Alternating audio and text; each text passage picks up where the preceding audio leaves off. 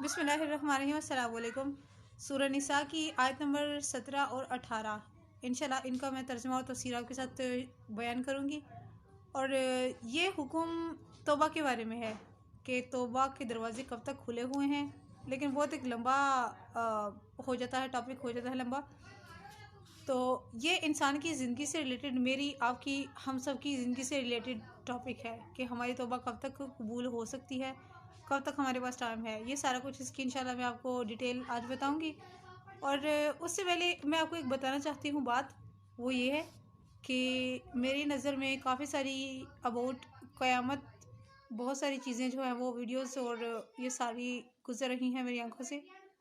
तो वो क़यामत ही क्या जिसका इल्म हमें हो सके, या क्या ऐसा जिसका अल्लाह ताला ने कुरान करीम में काफ़ी सारे बहुत सारे मुकामात पर अल्लाह ताला ने फरमाया है, वयाकुलूना मता हज़ल वअदु इन कुन्तुम स्वादिकीन, कि अगर तुम सच्चे हो, यानी कि वो कहते हैं, मतलब कुफार ही कहते हैं कि अगर तुम सच्चे हो तो हमें बताओ ये वादा कब पूरा होगा।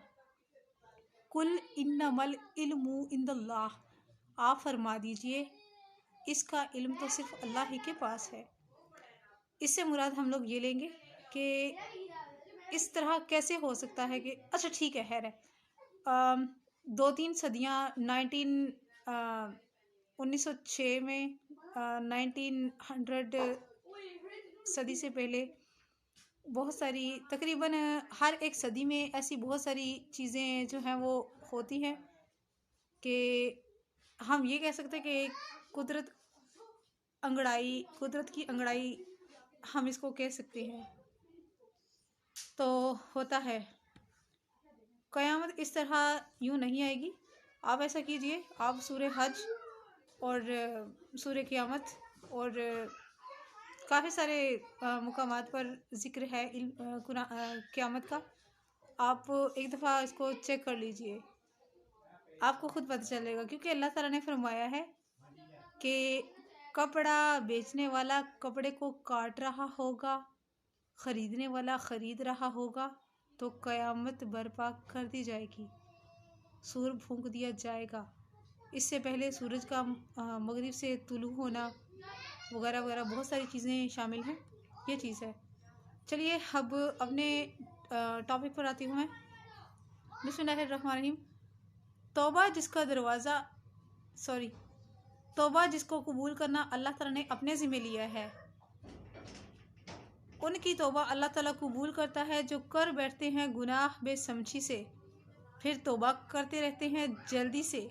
बस यही लोग हैं नज़र रहमत से तवज्जो फरमाता है इन पर अल्लाह ताला। और अल्लाह ताला सब कुछ जानने वाला, बड़ी हिकमत वाला है। और तौबा नहीं है उन लोगों के लिए जो करते रहते हैं बुराइयां सारी उम्र, यहाँ तक कि जब आ जाए किसी एक को इनमें से मौत का वक्त तो कहे बेशक मैं अब तौबा करता हूँ। और ना इन लोगों की तौबा जो मरते हैं इस हाल में, नहीं तौबा कबूल होती उन लोगों की जो मरते हैं इस हाल में, यानी जब मौत करीब आ जाए या कोई बीमारी कुछ भी इस तरह की, वो जो होता है, मौत का टाइम होता है, उस वक्त तक तो टाइम नहीं है ना तौबा का। ये चीज़ है। इसके बाद एक और मैं आपको हदीस शरीफ सुनाऊंगी, वो भी काफ़ी इंटरेस्टिंग है। पहले ये मैं आपको कंप्लीट कर लूँ आपके साथ। इस हाल में कि वो काफिर हैं, इन्हीं के लिए हमने तैयार कर रखा है अजाब दर्दनाक। यहाँ पर क्लियर हो चुका है कि तंदुरुस्ती में ही तौबा को इम्पोर्टेंस दी जाएगी। अल्लाह ताला हमारी तौबाओं को तभी कबूल फरमाएगा। लेकिन इसमें और बहुत सारे रास्ते निकल आते हैं कि अल्लाह ताला हम सब पर, हम ईमान वालों के घर में पैदा होते हैं। हम जब पैदा होते हैं हमारे कान में अजान दी जाती है, जो इस बात की गवाही है कि हम ईमान वालों के घर में पैदा हुए हैं। क्योंकि अल्लाह ताला ने बहुत से मुकामात पर फरमाया है कि हर इंसान फितरत पर पैदा होता है, बाकी मुसलमान या काफिर होना वो बात का उसका है। ये चीज़ है। अल्लाह ताला ने फरमाया है मैं गफूर रहीम हूँ, बड़ी हिकमत वाला हूँ। मैं जिसकी चाहूँगा मैं तौबा कबूल कर लूँगा। अल्लाह ताला के नेक बंदे वो हैं जो गलती से अगर गुस्ताखी से या शैतानी अमल की वजह से गुनाह कर बैठते हैं तो वो एकदम से फ़ौरन से वो इस्तग़फ़ार करने लगते हैं।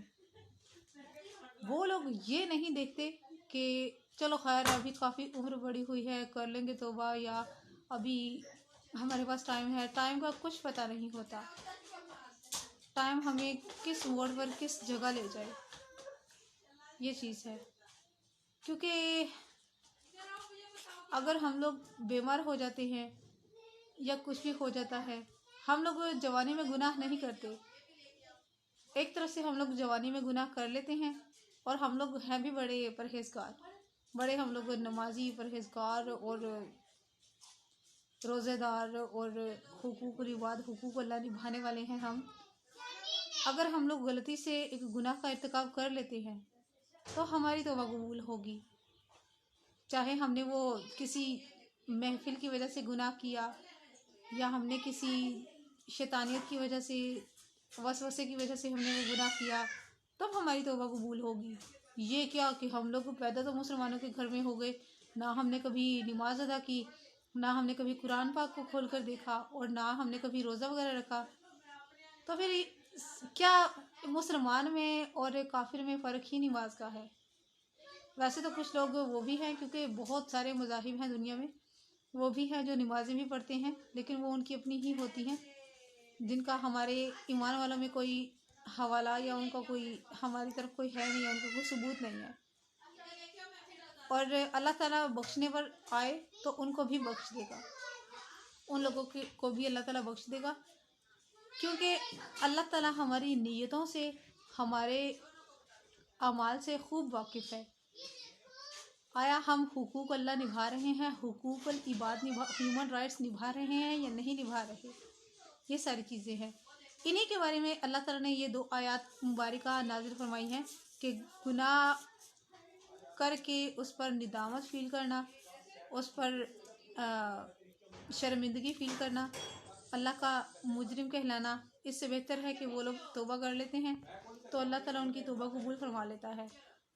हज़रत अब्दुल्ला बिन उमर रज़ी अल्लाह ताला अन्हो रसूल अकरम सल्लल्लाहु अलैहि वसल्लम से रिवायत करते हैं कि अल्लाह ताला अपने बंदों की तौबा मरने से 1 साल कब्ल, मरने से 1 महीना पहले, मरने से 1 हफ्ता पहले या मरने से 1 दिन पहले, बल्कि हाफ सात, जो यानी कि 12 घंटे हम कह सकते हैं, 24 घंटे होते हैं ना वैसे तो, 12 घंटे अगर उसकी मौत को रह गए हैं तभी इंसान सच्ची नीयत से तौबा कर ले तो उसकी तौबा कबूल होगी, लेकिन उसने शिर्क ना किया हो इस हाल में।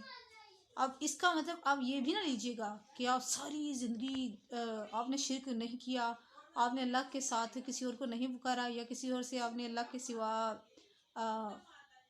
मदद नहीं मांगी, तो आप नमाज नहीं पढ़ेंगे या आप अल्लाह के राइट्स और इंसानों के राइट्स अगर आप नहीं निभाएंगे तो आप बख्शे जाएंगे। ये भी गलत है, क्योंकि नमाज फ़र्ज़ है, ये एहसान नहीं करना हमने, ना अल्लाह पर करना है ना किसी और इंसान पर करना है हमने। हम नमाज पढ़ते हैं अपनी ज़ात के लिए, अपनी आसानियों के लिए। ये नमाज सिर्फ दुआ है, इस दुआ में सब कुछ आ जाता है। इसमें हमारे एहसाले सवाब में पेरेंट्स आ जाते हैं, तमाम मोमिनीन मोमिनात आ जाती हैं, ये चीज़ है। इसी में हमारी हर तरह की तरक्की, हर तरह की कामयाबी और हर तरह की वो दुनियावी और उखरवी हमारी जो है वो नेमतें जो हैं वो इसमें सारी की सारी आ जाती हैं, ये चीज़ है। नमाज एक दुआ है, क्योंकि इंग्लिश में इसको पता ना आपको, प्रेयर कहते हैं ना, तो ये इसको हम दुआ ही कहेंगे कि नमाज एक दुआ है। नमाज पढ़ रहे हैं, अल्लाह के हुकूक निभा रहे हैं, इंसानों के निभा रहे हैं, तो अल्लाह पर भरोसा रखिए और अपने गुनाहों को थोड़ा कंट्रोल कीजिए, तौबा करते रहिए। गलती से हो जाते हैं गुनाह, गलती से अब गुनाह से मुराद ये भी नहीं कि आपने डायरेक्ट जिना का इर्तिकाब कर दिया, आपने डायरेक्ट कत्ल कर दिया, आपने इस तरह का कोई बड़ा काम कर दिया, किसी नाहक को आपने मार दिया, किसी को नाहक कत्ल कर दिया आपने, ये सारे गुनाह कबीरा हैं। लेकिन अब ये इंसान लगातार सारी ज़िंदगी तो नहीं करता रहता ना। चले, ज़िना एक अलग टॉपिक है, वो इस सूरत में ज़्यादा उसका ज़िक्र है, ये एक अलग टॉपिक है। लेकिन ये है कि अब इंसान ज़िना करता जाए, खवा वो मर्द हो या औरत हो, अगर वो ज़िना करता जाए और बाद में ये कहे कि मैंने तौबा कर लेनी है, नमाज पढ़ लेनी है मैंने, या सदक़ात मैंने कर देने हैं, तो बस ठीक है, मेरा काम पूरा हो गया, ऐसा भी नहीं है। गुनाहों से बचने की कोशिश करें। आप अगर नमाज वगैरह नहीं पढ़ते, आप कोई अल्लाह का हुकूक नहीं उस पर पूरा नहीं उतर रहे तो आपने कोई गुनाह भी नहीं करना। नमाज फ़र्ज है, ये आपका अपनी जान पर आपका अपनी जान पर फ़ायदा है, किसी और पर फ़ायदा नहीं है। क्या आप ऐसे दर्दों को सहना पसंद करेंगे जिससे आप बेहोश हो जाएं? क्या आप ऐसे शौक़्स के लिए तैयार हैं जो आपको एक पल के लिए आपके मुंह से ऐसे कलमात, ऐसी वर्ड्स जारी कर दे जो आप कभी नहीं चाहेंगे, जिन वर्ड्स को दूसरे लोग सुनकर अस्तगफिरुल्लाह कहें? जो लोग अल्लाह के और इंसानों के हुकूक निभा रहे हैं, ये मैं आपको दुनियावी बात बता रही हूँ, ये तफसीर से हट के बात मैं बता रही हूँ आपको। जो लोग ह्यूमन राइट्स और अल्लाह के हुकूक को पूरा कर रहे हैं, इंशाअल्लाह ताला वही कामयाबी पर हैं। क्योंकि कुछ लोग ज़ुबान के सख्त होते हैं, इसके अलावा उनमें और कोई फॉल्ट नहीं होता। बल्कि जिन लोगों को आप कत्ल तक करने का वो इरादा कर लेना कि ये बंदे ठीक नहीं है या ये नमक हराम है वगैरह वगैरह, क्योंकि बरादरियों में आपको पता है ना कि बहुत सारे हर किस्म के लोग पाए जाते हैं। आपका ये मेरा करता है ना, मेरा भी करता है कि इसको तो बंदा मार ही दे, ये सही है। लेकिन इसके बावजूद अगर आपके कोई घर में आ जाए, आप उसके साथ अच्छी मेहमान नवाजी करें, आप उसको कोई शर्मिंदगी ना फील होने दें, तो अल्लाह ताला से कितना खुश होगा। क्योंकि अल्लाह ताला ने किता रहमी से मना फरमाया है, सिला रहमी को अल्लाह ताला ने जारी फरमाया है कि सिला रहमी करते रहो। ये चीज़ है, ये सारी चीज़ें हैं, इन सारी चीज़ों को साथ लेकर चलना होता है हमने। क्योंकि सबसे ज़्यादा चीज़ जो है, अगर यही होती है, अगर हम लोग अल्लाह ना करे बीमार हो जाते हैं, आजकल के लिहाज से हम लोग हॉस्पिटल में दाखिल हो जाते हैं, एडमिट हो जाते हैं, तो वो हमारे गुनाहों का कुफारा ही होगा। लेकिन अल्लाह ताला इंशाल्लाह आपके साथ नरमी फरमाएगा, नरमी इस तरह फरमाएगा कि आपको ज़्यादा तकलीफ भी नहीं होगी और आपको अल्लाह ताला ने शहीद वाला रुतबा भी दे देना है। ये चीज़ है। तो काफ़ी लंबी हो रही है वीडियो, इसको मैं यहीं पर मुकम्मल करती हूँ। बराए मेहरबानी इस पोस्ट को सदका जारी की नियत से ज़्यादा शेयर कीजिएगा, और जिसने अभी तक मेरे चैनल को सब्सक्राइब नहीं किया वो सब्सक्राइब भी कर लीजिएगा। जज़ाकल्लाह खैर।